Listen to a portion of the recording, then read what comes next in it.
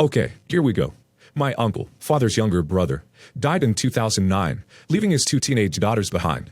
My dad and uncle owned a company together.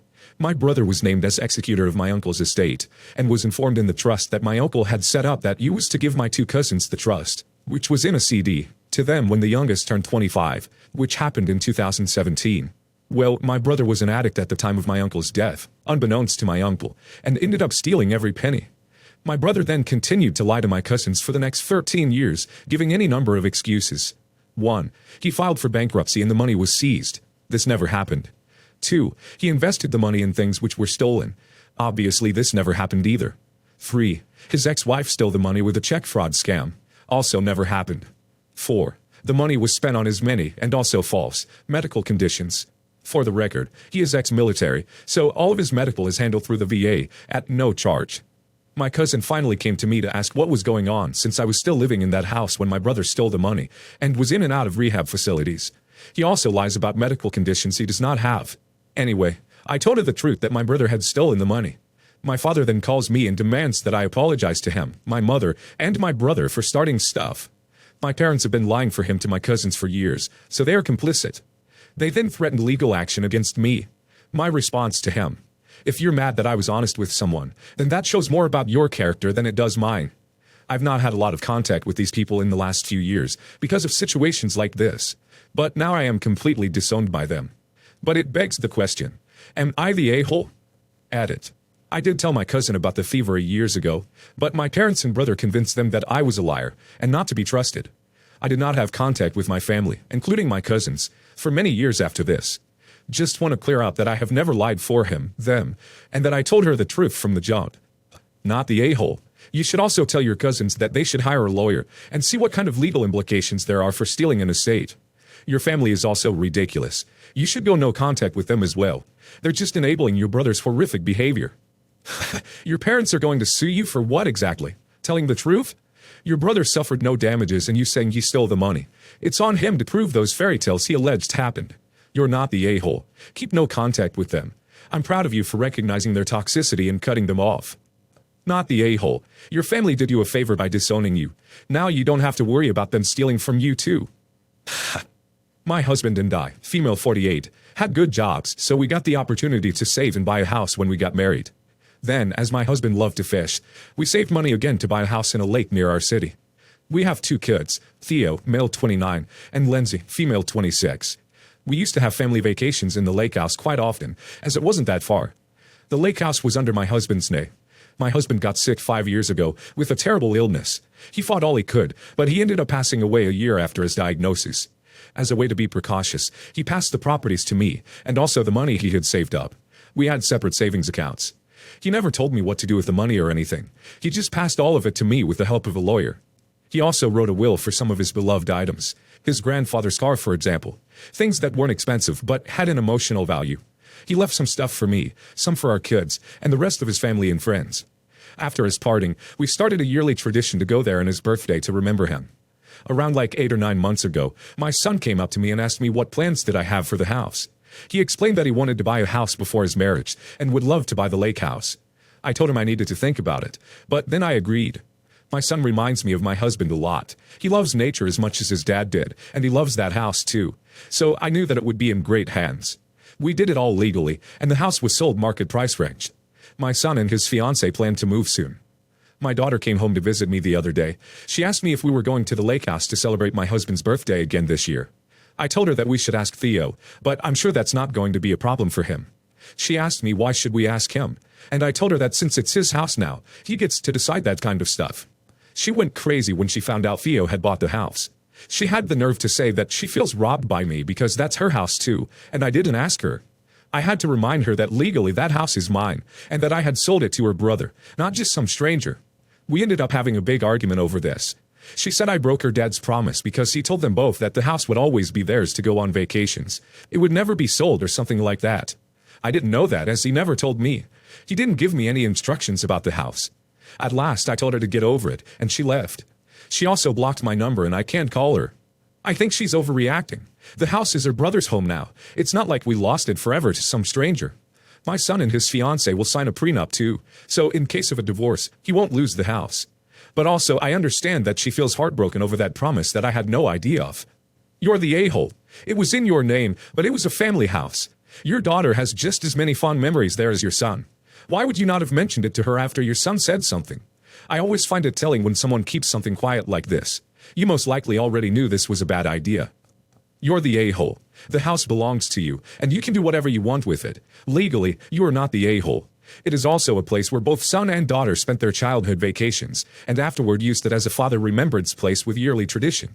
So I think the fact that you did a whole transaction, transforming a family asset to son's asset, without informing the daughter, is not okay.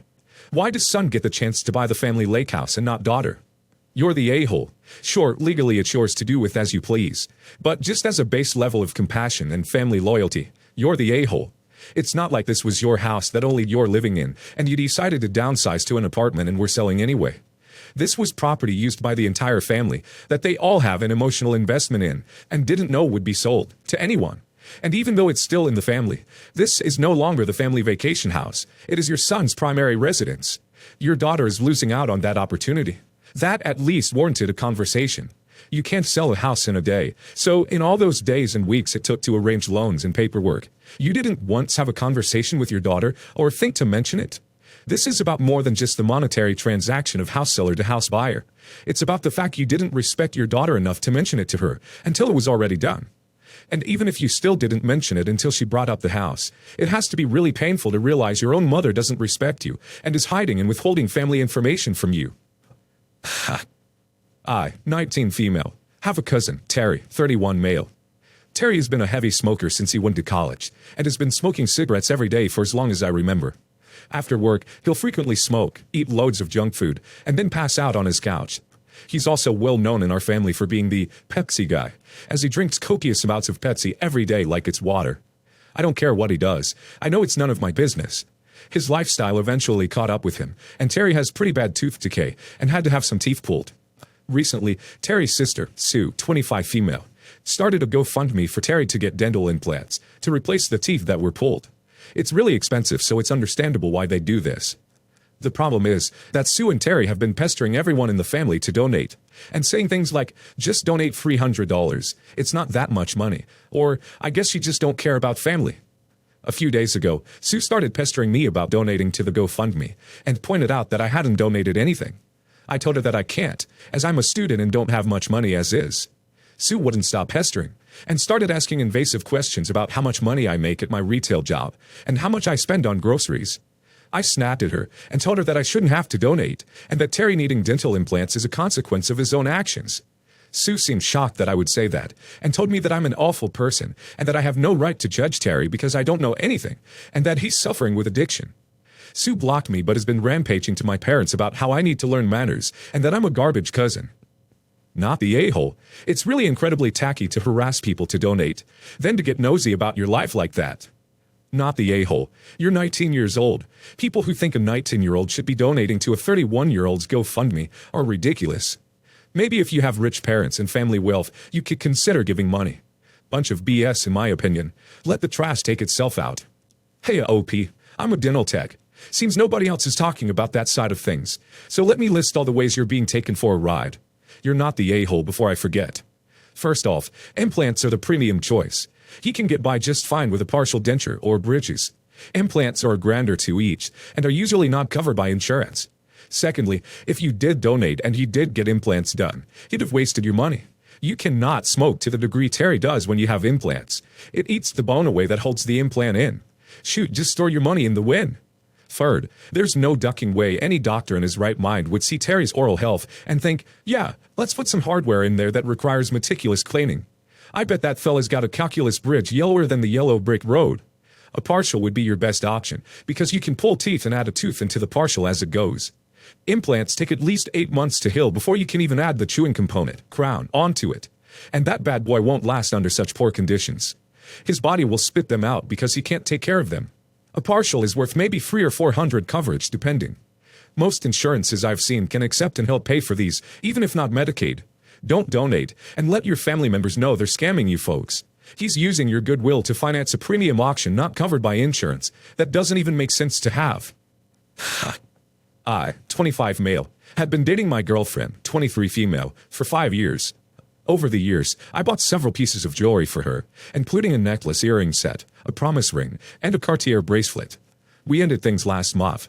It still is very fresh in my mind, and I miss her every day.